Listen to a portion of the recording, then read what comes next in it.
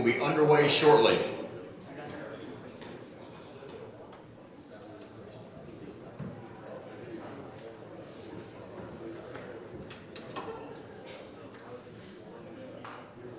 Okay, back here for our third hour of our Convergence Summit here this morning. I understand the audience continues to change and turn over just a little bit. I see some new faces here, so I just want to get everybody off to a working start with me. I'm Dave Nathan. I live in Cary, which is over near Raleigh and Chapel Hill. I work for the Tar Heel Sports Network and am freshly back from a trip to Omaha in the College World Series in the last couple of weeks. So that has occupied a ton of my time over the last 4 or 5 months. I'm quick to remind people that July is the only month on the calendar where there's not a football, basketball, or baseball game. So Dave Gorn has been gracious enough to put me to work on the first day of my off month to host this summit, and I couldn't be happier to do it because this gives me a chance to meet some new people.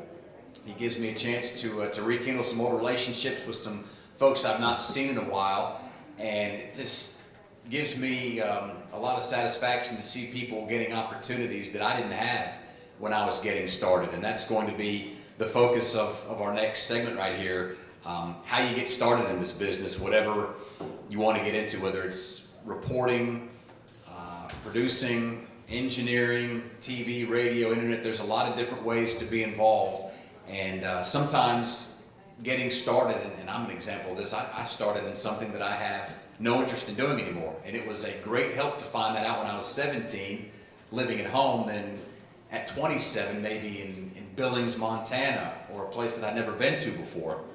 So getting started is where we're going to get started next with one of our first guests, Noah Cierzan, first time NSMA Vermont Sportscaster of the Year. He's the sports anchor and reporter at NBC5. He produces, writes, and anchors the 11 o'clock sportscast Monday through Friday. So everybody welcome Noah here to the stage. Joining Noah is John Thayer, another first-time award winner from South Dakota. He's been an announcer for the men's basketball and football teams at South Dakota since 2013. Also helped launch the Tiger Sports Network at Doane College and is the host of Yokecast, the Coyotes official podcast. All accurate? Coyotes. Okay, so you got to know your audience here. In the Southeast, it's one way, but in the Dakotas, it's another way. So now for you guys, nobody's going to ask you about your Eastern or Western North Carolina barbecue preference, but know your geography. Know where you are in the state when you commit to one. Last is Andrea Urban, another first-time award winner from Utah. She's the sports reporter and anchor at KSTU Fox 13 in Salt Lake. Covers all things Utah sports from the Jazz to the Utes to high schools and the new Utah Hockey Club. So let's all welcome our three award winners here to the stage. So getting started, I knew from a young age that I wanted to be involved in sports, watching the Atlanta Braves on TBS back when you could see 162 games, and for the Braves that meant about 95 to 105 losses. I was captivated by the Braves every night at 7:05, and it was because of the broadcasters that kept things interesting, even though the Braves did not. And because they were on TV, I thought I wanted to be on TV. And when I got my first internship in high school at a TV station, I had a blast. But it was at that point I understood that I wanted to be in the field at the games and not in the studio at 6 or 11. Now we've got some folks here that are in the studio at 6 or 11, so it'll be interesting to get their take on this. What that did was it launched me into an entirely different area that I hadn't even considered before, and that was radio. I went to college at Tennessee, and about halfway through my college career, which meant I was in about year 4 or 5, I badgered one of the local hosts to get me an internship during one of my summers. And I called, and finally one day he called me back. And I was asleep after a long night. But I got back to him, and we got started. And my first job was writing down the names of callers to his talk show. And wouldn't you know, I was about the only person he ever had that stuck with it for more than a couple of weeks. And by doing that, it launched me into hosting talk shows. It got me my first opportunity in play-by-play. I got sales jobs in radio, and it all helped my foundation to where I eventually got 25 years later in a totally different state, working with different people and different teams. But it all, at the end of the day, made perfect sense to get me to where I am right now. So we will start with Noah in terms of his story and how he got started. Appreciate it, Dave. So I am very honored to be here and still very new in this business. Just started in Vermont 2 years ago. Graduated from Syracuse, and I think I got my start in the business, or the first kind of time that I knew I wanted to do something in broadcasting. I attended a broadcasting camp when I was 16 and got to do something in front of the camera at a WNBA game for the first time, and I was terrible. It was like the worst thing ever, but that's when I caught the bug, and that's kind of when I knew what direction I wanted to go with school, what brought me out to Syracuse, and what really kept me there. Because I'm originally from Minnesota, very proud of my Midwest roots, and I was very homesick moving out to New York at first. And the thing that kept me there was the student television station, Citrus TV. When I first went down there, you may have heard a couple of these names, Noah Eagle, Drew Carter. They were the seniors at the time, and I was like, man, these guys are, pros. So I kind of always had that to look up to, and why I knew I wanted to get the start going down this road in television, what brought me out to Vermont, where I've had a bunch of great opportunities from there. So it's funny because you mentioned like getting your start. It's such a broad topic and something that we could all spend an hour on, our individual paths and everything that we had to do to get there. And we can get more into that, but I would say the one overarching skill trait you need to have is just the hunger, the desire to really want to do this, because it doesn't come easy. You have to make a lot of sacrifices. The people around you have to be able to make sacrifices as well, and that's very challenging. And sometimes, there have been plenty of times, I'm still very young in my career, but there have been plenty of times where it's like, I don't know if I'm going to be able to do this. I remember being at Syracuse, and my junior year, like I didn't even get an on-air spot at our student television station. I was like, man, it's not looking too hot right now for me. So I think just continuing to have that drive, continuing to have that hunger is the key overarching thing you'll, I'm assuming, find from all of this. Well, for me, it's been a journey. When I went to college, I didn't go to a big broadcasting school. I went to Doane College in Crete, Nebraska. And I chose that school because I knew they had a decent journalism school, and it felt like I could get some opportunity there. And so when I went to college, my freshman year, I'll say this: you can get started in this business with a little lie. My freshman year, I'm walking through the journalism department, and one of the seniors comes up to me and he said, "Are you the guy who has some experience broadcasting? We need somebody to do a basketball game this weekend." And it wasn't me, but of course I said yes. So they sent me to a basketball game at Hastings College, which is Doane's biggest rival, one of their biggest rivals. And they tell me, you're going to have to find somebody to go with you. So pick somebody who can talk and go. And so I picked this guy who I had known for just a couple of months. And we go to Hastings and we do this basketball game. And the first one, it's like right before Thanksgiving, right? And I wish I had that tape, because I know for a fact we spent more time talking about what we were going to have for Thanksgiving dinner than we did about the actual basketball game, because neither one of us had a clue what we were doing. But that year I ended up broadcasting the rest of the season for basketball for the student radio station at Doane, and for me that was kind of how it got started, and you learn the grind. You learn that, man, this is every single week and multiple times a week that you're doing this, and you figure out what goes into it, right? You as you get into this, you find out what works, what doesn't, and then you kind of make those changes. But for me, it's all about finding the right connections. I've been able to do that for a long time. I'll go back even before college, and there's someone in this room that gave me an opportunity. The first broadcast I ever sat in on was at Memorial Stadium in Lincoln, Nebraska, the Shrine game. And Jason Jorgensen, who's sitting over here, he's the Nebraska Sportscaster winner. I had a connection kind of to him because one of my really good buddies, he was dating this girl and her dad happened to be his color analyst. And so they took me along and I was a spotter for them in that game. And for me, that was really, really cool as someone who grew up in the state of Nebraska to sit at Memorial Stadium and, you know, we're talking about this football game. And all I am is a spotter, but for me, that really got it going. And so that was really cool. While I was in college, I made a connection to a guy who ran something at the time called the Victory Sports Network. And I was his top 25 rater for women's basketball in the NAIA.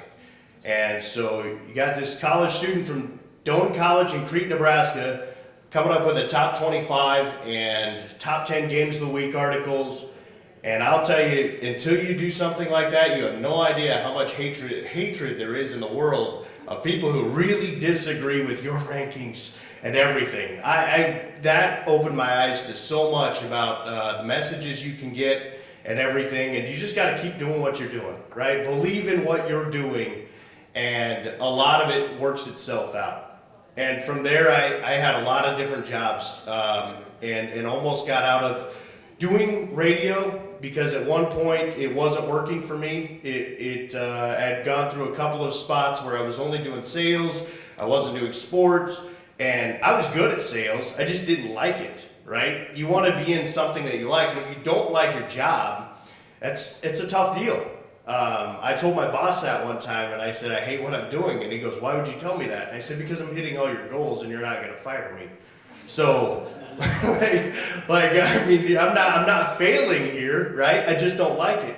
And I eventually worked briefly at another job, and that didn't work out, and I was ready to get out of this business entirely because you get to the point where you realize how competitive it is. It's hard, right? And it's not that I wasn't getting jobs because I wasn't talented. I didn't have the right connections. You got to have so many connections. And it's so important to understand that it's not always about your talent, okay? It's about being in the right spot at the right time. It's about being connected to the right people. When you go to things like this, you never know who you're going to meet that can get you a job. I came to one of these a long time ago, helped introduce a couple of people. One of the guys then left his job, and one of the guys who, you know, was in that conversation ended up taking that guy's job at Oral Roberts University. And since then, he's followed Oral Roberts University to the Sweet 16 and the College World Series. You never know who you're going to meet at things like this. So when you're trying to get started in this thing, take opportunities. Not only take them, but make the most of those opportunities. You know what I mean? Like, don't just take a job and just be there to have a job. Try to take that job to the next level. You always hear cliche, leave a place better than what you found it, right? But you got to understand, there's a lot of these places that you might get an opportunity. They've got the people who have been there for 20 or 30 years, and they're set in their ways. They're not everybody is open to new ideas. Those are the barriers you have to break down, and that's how you make places better. But you just keep doing those, and then I got fortunate. I got a job in Yankton, South Dakota. It was not anything to do with the University of South Dakota, and a year after being there, they were looking for women's basketball radio play-by-play. And I was fortunate to have made the connections in a short time there.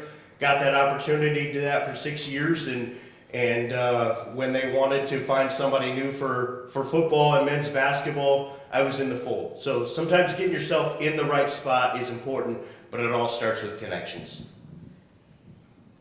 Hi everyone. So I'm gonna start really from college, just because for me, my journey is 100% about hard work. Connections are great, and also getting in front of the right people are great, but man, did I skip tailgates to make sure I was interning for free on the sideline and going to things that my friends were like, well, why are you missing this party? And I'm like, well, I'm doing this for my career. And everyone's like, girl, what? So, and now that I'm here in this moment, it's all worth it. And I will get through it as we talk through this panel, but I have 5 keys to success. And the number 1 key is you can never discredit hard work. If you're new somewhere, you may not know the teams, you still gotta learn a little bit, you still gotta build your connections, you still gotta make a name for yourself. But, you know what everyone said about me when I got to Utah? Man, that girl works hard. I see her there early. I see her leaving late. She's carrying her own equipment. She's asking the question, and I'm not complaining while I'm doing it. So it all comes down, in my opinion, is working really, really damn hard. And that's just the truth. So in college, I have a big personality, and I took a public speaking class, and I noticed that people were actually listening to me. And I said, wow, this is awesome. I want to do something like this. And my guidance counselor suggested journalism. I ended up job shadowing a news anchor, and she's like, yeah, so these are the top stories today. You know, there was a homicide, there was a car accident, some potholes are being debated in City Hall. And I'm sitting there going, I don't want to talk about this. And then she said, how about sports? And I was an athlete myself. I played volleyball. And she took me down to the sports department. And at 19 years old, the next semester, I was WLNS Channel 6's next sports intern. And once I ran out of sports credits, internship credits at school, they made a part-time position for me because I could not step away from this. And I kid you not, I applied. I went on tvjobs.com, okay? Write it down, $50 year subscription. I was on tvjobs.com, and I applied to 50 jobs across the nation, and only 2 hit me back. And one of those was Pocatello, Idaho, okay? Market 164, let's go, 164. Seriously, I said, who, where, what? But I want to do this. And I moved 24 hours across the country from Michigan State University to Pocatello, Idaho, a place that I was an absolute stranger in. No people, different beliefs, different communities, small, and you're a female on top of that. So now you gotta prove yourself. And this comes down to hard work. I treated high school sports in the middle of nowhere, Idaho, respectfully, like it was the NFL. I knew where the kids were going to school. I knew if they weren't going to school. I knew the family background, and that coach was related. I treated this like it was my Super Bowl. And life is what you make it. This industry is what you make it. And I convinced my Idaho boss to send me down to a Jazz game. And this is where Utah comes in. I said, hey, okay, the Jazz are on the playoff cusp. We don't have a professional team in Idaho. Let me go down to Salt Lake City and turn a story. They couldn't afford to put me in a hotel, Market 164. So I drove 2 hours down and 2 hours back in the same night, and I was just grateful to be there. I was so locked in, I took it so seriously. The players, Donovan Mitchell, Royce O'Neal, they tried to mess with me in the locker room, and I was just so serious. And then it turns out they were all laughing around me because I was locked in because I'm working hard. We're here for business. And turns out being there for business worked out. I met my now sports director at that one singular Jazz game. And I ended up doing a story on Taysom Hill. He grew up in Idaho, went to BYU, starting the NFL. Crazy. I'm doing a sweep story in Idaho on Southeast Idaho's kid turned superstar. And I get the call from Fox 13 in Salt Lake City. And they said, hey, we saw your Taysom Hill story. We met you at that one Jazz game, and we want to bring you down to Utah. And just like that, from Market 164, I went to Market, I think it was 31 at the time. And when I arrived in Salt Lake City 5 years ago, I was the only female sports reporter on camera. And ever since, comes back to hard work, I'm gonna prove myself. I'm gonna show them that I can do this. I was everywhere, BYU, Utah, Weber State, Utah State, Jazz, Real Salt Lake, the list goes on. I treated it all just like the same integrity and the same passion that I did high school sports in Pocatello, Idaho. And through my 5 years there, the Jazz approached me, asked me to be an in-arena host. So now I'm one of their hosts during Jazz games. I'm also on morning radio 3 times a week. And then I'm also with Fox 13 in the evenings. And all those other gigs and opportunities came because I did the one job really, really well and also really, really worked hard. And so in all of this whole story, just take away put the nose to the grindstone because it's going to be worth it. Because then someday you get to sit up here with the microphone in your hand and go, wow, people are actually listening to me. And that's because I've earned that through my hard work, perseverance, and integrity.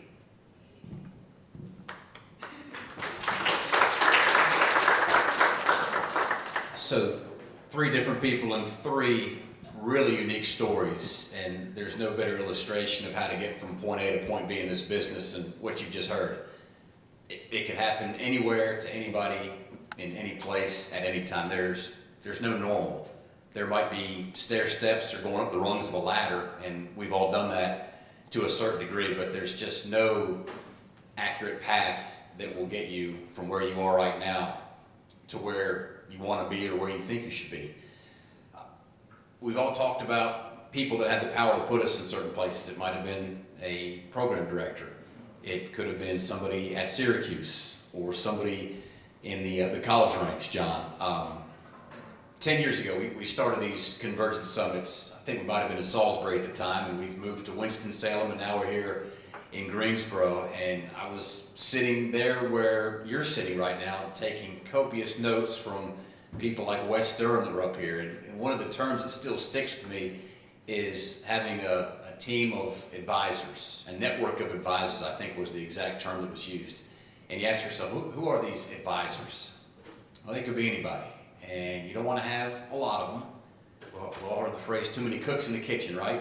But you want to have a core group of maybe 3 to 5 folks that you can lean on for advice and help along your way.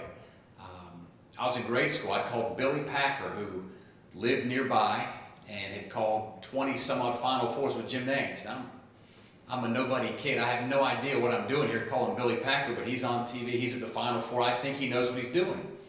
And wouldn't you know, Billy Packer called me back on a landline to tell me everything about calling basketball games at the college level. In those days, and if Billy was still here with us, he only used a telephone, did not use a computer, and his game of being an analyst was to try to predict what the coaches were going to do. That was his unique style, and that's what he told to me. It was 30 years ago, but I remember it as clear as it happened. That was a help to have somebody like that call me and tell me about that. Since then, my 11-year-old daughter's here today. I was telling her about being 11 years old and going to a NASCAR race where I just happened to fall in with Jerry Punch and Eli Gold through a family connection. Now, 15 years later, I'm working at the same radio station as Jerry Punch in Knoxville, Tennessee. And Eli Gold, through again a family connection, took care of me from high school to college on into work, and there has probably been no better help in my career than Eli Gold. Those have just been unexplainable contacts that I've had who have helped me get to where I am.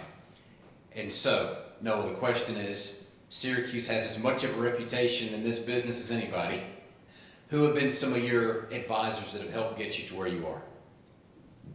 Well, there's so many. I think you put it best that you need a network. And I think the biggest help for me, as far as people who've helped me out, has been things really related to the business side of this business. I would highly recommend that for when you're starting your career, you need to become an expert on what the field is actually like behind the scenes. For me, this was like when I'm trying to get my first job in TV, how does a contract work? How am I supposed to negotiate that? What do all these individual, companies, what are their reputations? These are all things that you need to know. So one of my biggest, mentors that I still talk to on a fairly regular basis was one of my professors at Syracuse, Jim Osmond, who has, a big background in news. He's worked in, Philadelphia, DC bureau guy, Phoenix. And he really helped me break down understanding a lot of those things and, navigating when I eventually was offered my first contract, what that looks like. And, when I have questions about, what is using an agent like, that's something that I knew nothing about. And, as much as I had a great experience at Syracuse, you don't necessarily get those sorts of things in the classroom. And the only ways you get those things are from talking to people. And I've had plenty of people I've leaned on for career advice. outside of the Syracuse realm too. Was able to connect with one of the weekend sports anchors that's in Boston right now, and he's been great in advising some of those things too. So I think it's having a broad network, knowing who you can talk to really about anything is super, super crucial. And really knowing that for the most part, and you'll see that here this weekend, for the most part, people really want to help because you can't get anywhere in this business without somebody helping you. So people want to pay the favor back. So always, it can be intimidating at times, but I would say don't be afraid to reach out to whoever might be able to help you. But those are some of the kind of the stories of the people who've helped me the most. Yeah, I think when you look at a network, it's important not only to have people in the business, but just some really good friends who maybe don't know a lot about the business, just to help you with, your potential next move, why it might be good for you. Just because every move, it's not just about a job, it's about your life as well, right? You have to be able to live in certain places. Not everybody can live in Pocatello, Idaho. But if you survive it, good things happen, right? But you get people that, maybe it's people to watch or listen to your stuff, right? And they don't always have to be big name people. You could have people who are in the same business as you, in the same level and everything, and just get ideas, right? Because that's what we're doing here. You give them ideas, they give you ideas, and you may not always agree with what they have to say, but it's just another ear to catch some of your inconsistencies, some of your repetitive words, things like that you need to clean up to continue to elevate. But I do think it's important to have that network of family or friends that just help you think through the process. When I made the move to South Dakota, I was very happy where I was living in Chadron, Nebraska. It's on the panhandle in Nebraska. It's a town of 5,000. There's not a lot going on there. They have a Division II college. But I had this opportunity, and I had, it wasn't even people involved in the business. It was just some friends that I talked to a lot about this potential move and whether or not I should do it or just stick with where I'm at, because I'd only been there for 7 months, and you never know when things are going to come up. So I think it's important to have the network of people who can review your stuff and help you with that, but also just help you with life decisions. I'm gonna second my family. My dad was like, "You're moving where to who, to Iowa?" And I said, "No, Idaho." He's like, "What? I'll support you." And that is 100,000,000,000,000% because I've missed holidays, I've missed family get-togethers to work and be on TV because you're the new kid and you can work and we're gonna go be with our families. And so I'm in Idaho for Christmas, waking up going, "Where the hell am I? In the potato state." Love you, potato state. No, I want to talk about how you gotta kind of put yourself out there. Don't be afraid to introduce yourself. Hey, how are you? Go in with that strong handshake and let people know your name. When you like someone in a room, you're like, "Man, I really like that guy, but I'm not gonna go talk to him." In this industry, you gotta go talk to them. That is the reason and really why I've been able to build connections, is because I'm just like, "Hey, do you know who I am? I'm me," and it's worked. One of my other keys to success is know your stuff, but also don't be afraid to admit when you don't know something, and that has got me a really long way. A lot of people come in and they try to tell coaches "Hey, you're not doing this right, or your offense isn't run this way, and here's why I think this." And I said to BYU head coach Kalani Sitake when I started in Utah, I was like, "Coach, I just moved here. I don't know your philosophies. I don't know how you like to run things, what your team identity is. Tell me." And he stopped the press conference and was like, "No one's ever, wow. Thank you. Let's talk after the press conference on the side and I'll tell you more things." And that was all because I was able to humble myself in the moment and just be like, "Coach, I'm trying to learn. I'm trying to figure this out." And the more you are willing to learn, and let me tell you this, I know I'm talking a lot up here right now, but listen. That is something that I had to work on because I have lots of things to say. In this career, listen to people. They may be giving you advice. They may be giving you encouragement. They may just be telling you how the defense is run. Listen to it because later you're going to retain something. And when you're in a moment, go, oh, I remember when so-and-so told me that. So I'm not going to name, I mean, there's names in this industry, like Jazz play-by-play announcer Craig Woolarjack. He has been in my corner since the moment I arrived in Utah, and he told me it's because he sees me running around doing all the things, working hard. And so I am appreciative of all of that, but I think my biggest advice to wrap this piece up is just don't be afraid to put yourself out there because you don't know where that connection, where that moment, where that introduction is going to lead you. All right, let's talk about another word here before you get started. Reps. Reps. You guys are living in probably the best time to get reps because when I was growing up, there were just a handful of TV stations that carried baseball. There was really no outlet for anybody just getting started. If you were on TV, you were among the best at what you did in the entire country, and you were probably going to be there for a while. Good jobs are hard to find. And the reason they're good is because people don't leave them. People like to have those jobs, right? But now we've got an era where every team has their own TV telecast. Every team has their radio broadcast.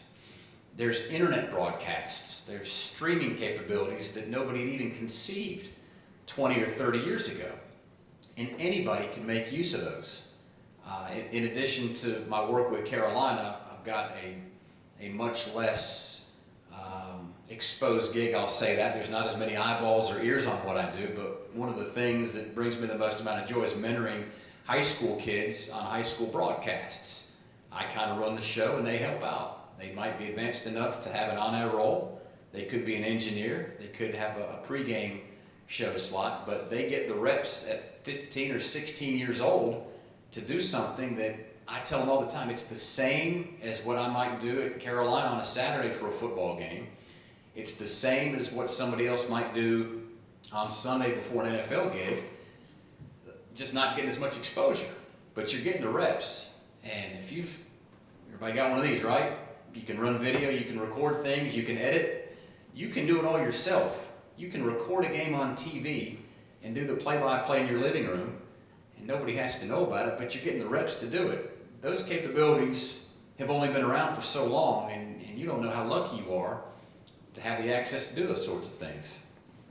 So the reps, is probably better to get them in Market 164 than to expose yourself in Salt Lake for the first time on TV without really knowing what you're doing. Right? So it serves a purpose. Just a show of hands. I mean, who thinks they are in a spot where they are literally just getting started? Okay, this is a good spot to be, right? Who thinks they should be at a level higher than what they're at right now? That's totally honest, yeah. 100%. How do you three think that the starters here, or the folks on the uptick, are best positioned to get themselves to where they want to be? Well, I think first and foremost, it's by doing the thing you want to do. That's the only way that you're going to get better at it. So if you want to do play-by-play, yeah, sit on your couch, watch the game, and call the game with it muted. If it's doing something on TV, it's seems a little bit weird, but even doing things in the mirror can help, like performing, noticing how you're using your hands, because people on TV love to use their hands, and it's tough. It's very distracting, and it's tough to rein in sometimes. So I think it's not only about maximizing what reps that you can create for yourself, but being very intentional about what those reps are and knowing what you want to achieve. That means getting feedback from people you respect when you do get these reps, and trying to do your best work all the time. I think Andrea brought it up earlier, the fact that no matter where you are, you should be acting like that is kind of the biggest thing that you're covering, and really bringing that professionalism to everything that you do.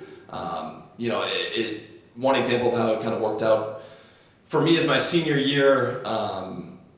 totally on my own free time, I really wanted to get better at telling, like television, what you'd consider like a package in television, like a minute 30, 2-minute story.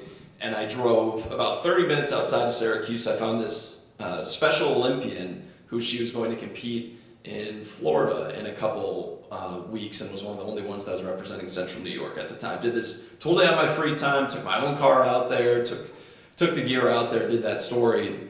And not only was it really fulfilling for me because, got to tell her story, and she had her horse farm, her parents were so appreciative, but that story ended up on my reel coming out of school, and that's the story that got me this job.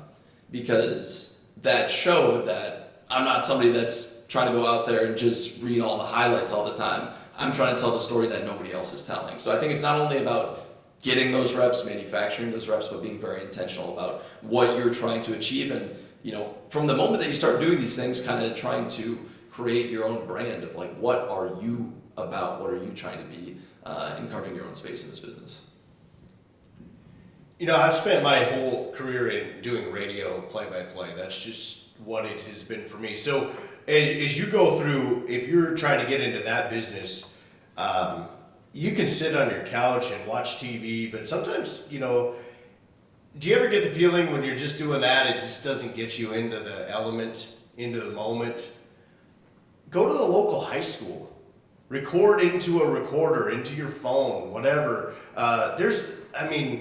Where I'm from, all the high schools don't sell out of all their seats. There's always a spot available. There may be even press box space available.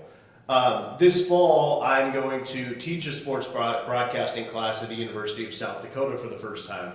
And that's going to be one of the big messages for them. Like, I could hook them up with easily 10 schools close by that they could get a spot and broadcast games. And it doesn't have to be that you're going over the air. It's that you're getting reps. Because what you find in this business is you get better the more that you do it. The more reps that you have, and it's not just taking bad reps, right? It's taking reps, listening to yourself, understanding what you sound like, what you could do better, and then going out there the next time. Because once you figure out, and I've had people tell me, man, you say, whatever word, this word a lot. So then the next broadcast, you'd be surprised how many times you're thinking about that. Don't say the word, right? And then it slips and you're like, okay, that was one time, that's fine, that's one time. But it's one of those things, like somebody will help you with that, right? Have somebody else listen to it, but then go back and do it again. And maybe they'll let you in for free, maybe it'll cost you, $10 to get in the gate, but always think of that stuff as an investment into your future.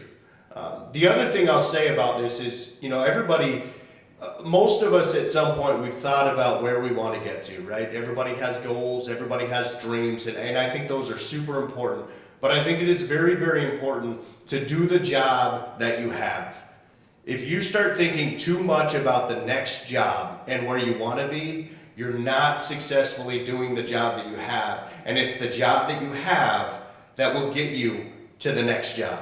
Does that make sense? So you got to work hard where you're at. You've heard all of us talk about moving up or working at this job, and it gets you an opportunity at the next job. If you focus too much on where you want to be in 3 years or 5 years, you're not giving your current job enough attention. And if you don't give that current job enough attention, you're probably not going to get noticed the way that some people do to get that opportunity. So focus on the job that you have. Keep the dreams, keep the goals, focus on where you're at, and be really, really good where you're at.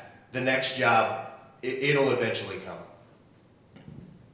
Yeah, be where your feet are, because all of a sudden you go from Pocatello to Salt Lake City and then you're going, wait, I kind of miss Pocatello, what the heck? And that's because I wasn't as present in it. And I that's something I'm working on while being in Utah. Like, I have no family out there, and I had to essentially hit the restart button when I was also out there. And it's like, be where your feet are, be present, be grateful, be thankful. And you guys are gonna roll your eyes at me when I say this, but be yourself and believe in yourself, because you are stuck with you for the rest of eternity. Your parents parents are going to pass on. Who knows? I mean, even your significant other, who knows? Friends come and go. You gotta believe and love yourself, because in this job, even though there's thousands and thousands of people in the stands, you're just, sometimes you're alone, sometimes you're lonely, you're grinding late at night, it's you versus you, okay? And when we talk about reps, you have to treat every job that you do like the Super Bowl, but I also suggest, again, envisioning what you want to do in life, but my thing is, and always has been, just having a dream, because that has been put on your heart for a reason.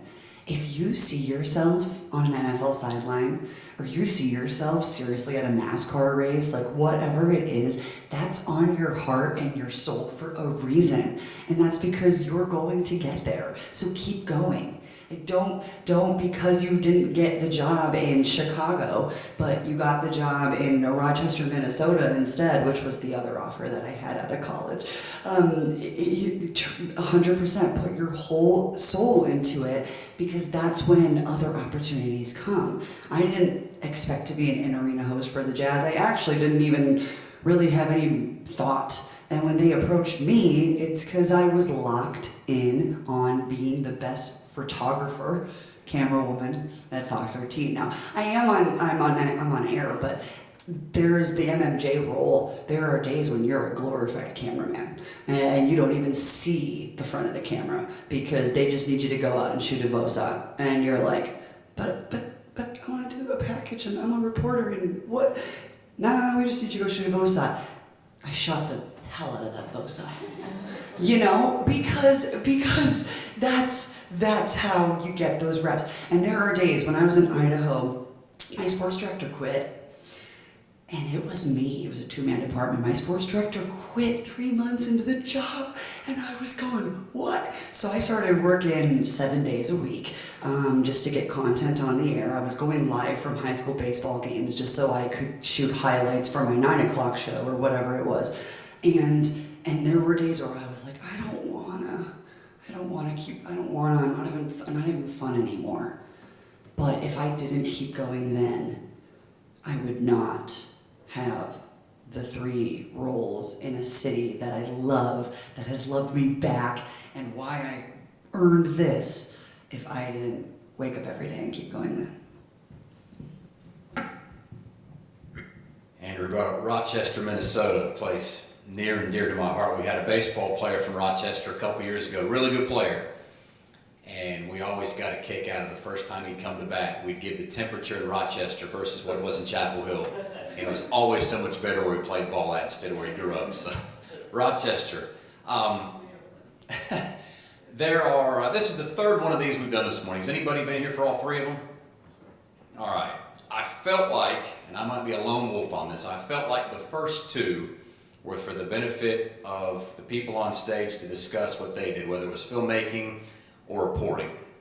This one, I feel like it might be more of a benefit to have you ask some questions that you would like to have answered, because you're in a different spot in your career than we are.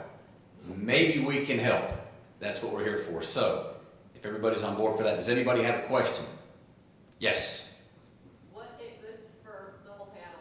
What would you say was the most difficult game you had to call, or the most challenging person you've ever had to interview? Why so, and how did you get through it? Well, interesting. I'll give you 2 quickies here on the most challenging games that I was involved in.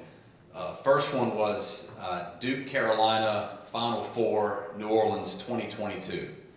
Fantastic game. These 2 teams had played scores of times before, but never in the tournament, and never in the Final Four, and never when it could have been one coach's last game, which it was. What made it hard was that it was nip and tuck throughout. And even though I was not in the play-by-play role for this, I had the pre-half and the post-game, it was just a hard game to watch because there was so much on the line. Somebody was going to go play for a national championship, and somebody was going to have the ultimate token on the other for a long time. And I don't know when that token's going to come up, but I'm glad I've got it. So that was a really hard one. And the most recent hard one was in the regional baseball tournament we just hosted in Chapel Hill. We had the defending champs LSU on our field in an elimination game. And the way it worked out was that both teams had already lost one game. One team's season was going to end, and the other team was going to go on to the Supers. Fortunately, we got a hit in, I think, the top of the 10th inning to go ahead and win the game. But the whole day was a struggle. We were the number 4 team in the country. We worked so hard to get to a spot where we had everything under our control, and it came down to one game against a team that just won the whole thing last year. It was a struggle before the game got started, but I'm guessing, like you three, once the game starts, once the show starts, you just revert back to your training and your reps and your experience, and the game becomes the game. That's the way it was, and it was a load off of our shoulders when we won in the 10th. I'm gonna go a little bit of a different direction. I think one of the most challenging stories that I've ever done in Vermont, in Barry, Vermont, if anybody's familiar, Central Vermont, there's a very famous short track where racing is very popular. Stock car racing every Thursday and sometimes Sunday nights, called Thunder Road. I did a story with a driver who he had driven there when he was younger, but out of high school, went into the military, got injured, so came back home, and unfortunately got addicted to painkillers as a result of his injuries and time in the military. Totally lost his relationship with his family, and was in a really, really dark place. Comes back to racing, that kind of creates his route towards sobriety and repairing his relationship with his family. It's an amazing story, but you want to talk about difficult, having to from my perspective, I was like, I really want to honor this guy and tell his story correctly. And then if you're in the session directly, prior to this, the word trust came up a lot. You really, really need your interviewee to trust you in that situation, to tell really their deepest, darkest things of their entire life. So I think that story was a really big challenge for me and allowed me to grow and being able to build that relationship. And I think one of the biggest keys just from when I first got there was I interviewed him off camera and let it be known, this is your story. So anything you don't want to talk about, I'm not gonna put you in the hot seat. This is your story, and I'm just here to share that story. You don't have to tell me anything that you don't want to.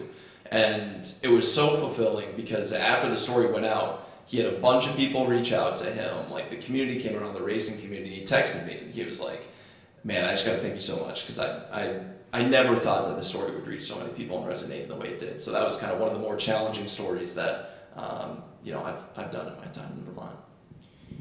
I'll give you 2 games that were difficult for very different reasons. So 2 years ago, South Dakota's going through a difficult football season. They fired their offensive coordinator after game number 2. They have 3 wins going into the last game of the year. I'm handed some information that the head coach is going to be extended. There's a lot of controversy about this, right? And that game, they get blown out 50-0. And you talk about trying to come up with things to talk about and trying to stay positive. And we're told to read this thing at the end of the broadcast, right? And now we have no idea, does this game change anything? You know what I mean? And so the athletic director sat down on the post-game press conference and addressed the whole thing, and it worked out because last year they win 10 games. They go to the quarterfinals of the FCS playoffs, and good things happen from it. But that was very challenging because you know that they're going to extend the head coach, or you think they are, but the team's getting blown out. Social media is blowing up about how bad this thing is, and you just don't know where to take that, right? And you're trying to be positive because that's your job, is to be honest but still not tear down the team that you work for. Now on the other side, 2 years ago, we were in the Summit League basketball tournament playing North Dakota State, and there were some very controversial calls at the end of the game, and South Dakota loses by 2 points. And that's really hard. When you follow a team and you travel with a team all year long, you get emotionally invested in this group because you get to know these people, right? Not as basketball players or coaches. You get to know them as friends, as people. And when you see the way that a game like that unfolds and they lose by 2, and there's a lot of things that you could always go back, right, and look at. But when it's controversial calls at the end of a game, it's really hard to keep your own emotions in check. And to me, I find that really hard. And you have to take that deep breath, and you don't want to be the guy that just goes crazy and berates the officials. I umpire small college baseball. I know what it's like. You miss calls, it happens, right? Like it's part of the game. You try not to, but you try to just stay in the moment without getting too crazy. And for me, those are 2 of the most difficult broadcasts I've had, obviously very different reasons. But you just gotta, take a step back in your own mind, relax, and just know you have a job to do. I want to start with we are all human. We all have emotions. We all have feelings. We all have insecurities. Anybody see Inside Out 2?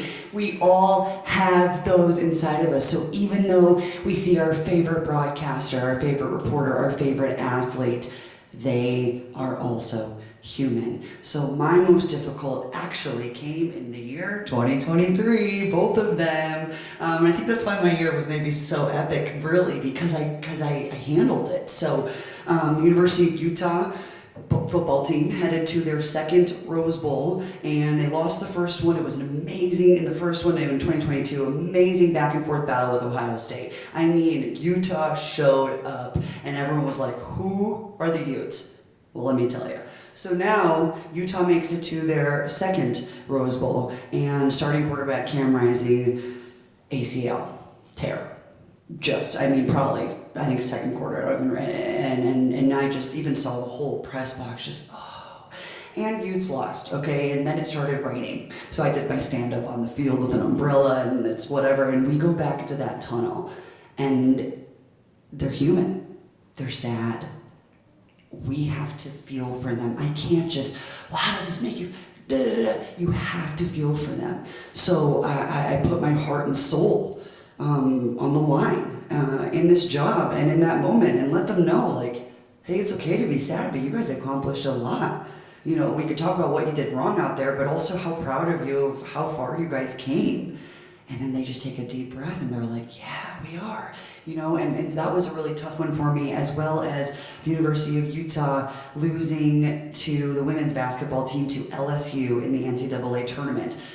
Utah was the only team to give LSU, who went on to be champions, a run for their money in the NCAA tournament last year, okay? I mean, seriously, nobody else got close to the Tigers. And the Utes were, I think it was down 2, and Jenna Johnson, love her, missed 2 free throws and pretty much cost the game. But it's everybody, there could have been points scored earlier in the game. It's a team effort, and she was a mess, crying. The girls were crying, sitting on her coach has got her arm around her, and I got to go into the locker room because I traveled to Greenville, South Carolina to cover this game. And I'm there, and I'm the local news, and I've been covering them all season when they were setting records and historically going on their run as the University of Utah women's basketball team. And I had to go into that locker room and talk to them afterward. And they're human, and they're sad, and they worked hard. So give them their flowers, but also ask them the hard questions. It comes with the territory of this job. Not everything is, yeah, we just won on the last play of the game. Those happen. And when those do, relish it. Because a lot of this comes down to being a human and having a heart. And the last thing I'll say, at the University of Utah, all this has to do with Utah, 2 football players passed away, tragically, both by guns, and within less than a year of each other. Ty Jordan, accidental gunshot, and Aaron Lowe was shot in his car at a party. And head coach Kyle Whittingham has his press conference after Aaron Lowe passes away. So less than a year later, second football player to just be absolutely, it's just like, how do these things happen? And he's up on the stage, and other journalists are like, well, how is this going to affect the game on Saturday? Like, they're playing USC, you guys are going to the Coliseum, how is this going to... And guess what? I was the only one to ask Coach, how are you? And the place went silent.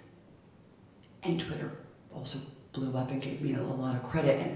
But that just was because I was a human. Because in that moment, I'm actually genuinely wondering, how are you? Are you okay, coach? You just had 2 of your players pass away within a year of each other, and you have to keep going on and being this winning guy. He's the second longest tenured coach in college football. You've seen some stuff, man. And how are you doing? And Kyle took a deep breath and he's like, well, thank you for asking that. Like, oh, I'm okay. And afterward, I had the university reach out and say, wow, thank you so much. And journalists come up and shake my hand and say, wow, I didn't even think to ask that question. Like, thank you so much. And that comes down to us all being human. That's 100% right. The more you do this, the longer you're around, you're going to encounter the real world meeting sports, whether it's on the field or off the field.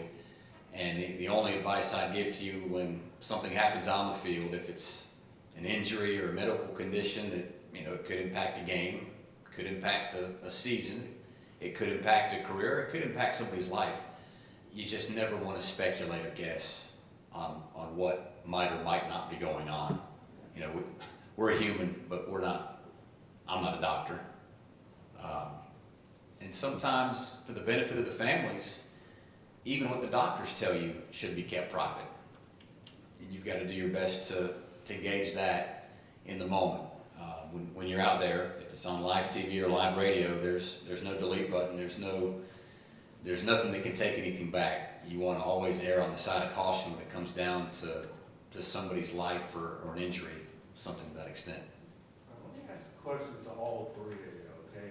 This goes back a ways, so better get ready to Google. I, as a child, okay, was at the only game in NFL history at Tiger Stadium in Detroit where former wide receiver Chuck Hughes died of a heart attack on the field.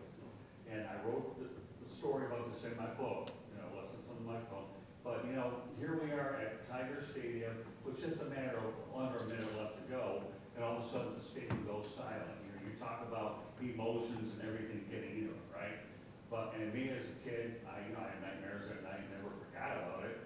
But I found a way when I wrote in my book to try to create it to the average, because we all talk about the DeMar Hamlin situation where he had a lot better care there. We didn't have a whole lot back in 1971. Again, I know it's working back. But I want this question to be directed to everyone yet. How would you have reacted to a situation that if you were reporting? Because I know the Hamlin got coverage, but most of the people didn't even get notice about it. He didn't know anything about it, except Tony Kornheiser and Michael Wilbon.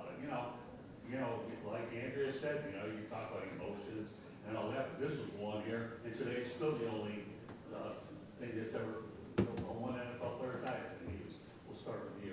Yeah, in those days it probably took a day to even read any sort of reaction. Now, you see it happen on TV almost in real time, and you're waiting for somebody on social media to say something, and anybody could react to it. But as a reporter, as a broadcaster, everything went into a deep silence. Yeah. Buckus is waving everybody over, and I know that it was just one of those moments, and I don't mean to bring up, but Andrea, you kind of got me going about, the tragedy with Utah, and that's kind of got my wheels turning about it. But this is above and beyond anything. yeah, that's when you know it's serious, is when the players start waving other people over there. They would know. Yeah. So the closest example that I have to it is when I was before I got into the play-by-play scene, I did sideline reporting for USD football. I was on the sidelines when we had an offensive lineman go down and not move.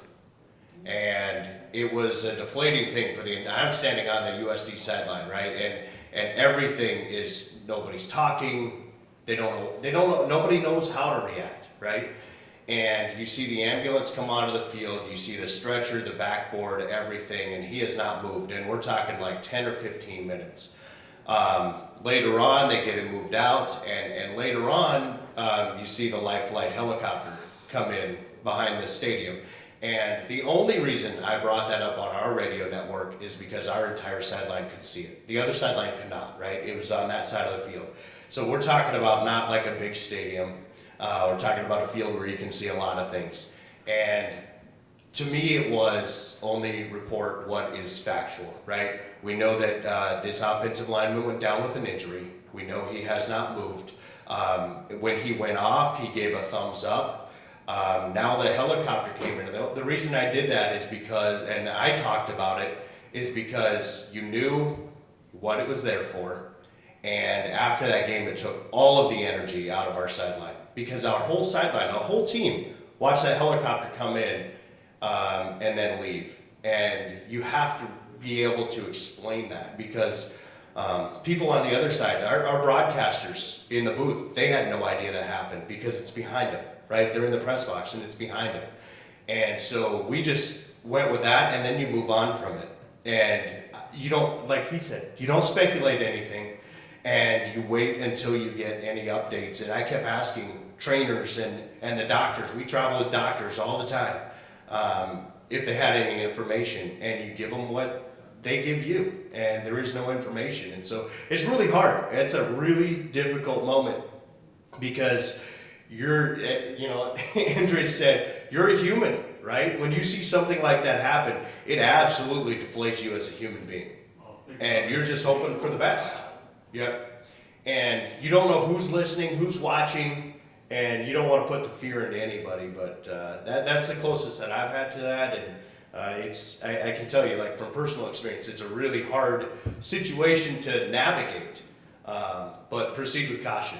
Yeah, you know where the thumbs up came from, Mike Utley, and I was at that game when he came off to the field, and, that's surreal, when you're, because then, Andrea, you want to take a crack at this question too? Well, for me, I don't really have much, it's the same thing, it comes down to being human, and it comes down to reporting what you see.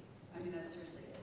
You can't fabricate, you can't, well, I think he might have did this. No, it's, what do you know? Yep, exactly. All right, we are out of time. Now, for all those getting started, one of the perks of this business is the food. It's lunchtime. So I have been told, first of all, to thank our three guests up here.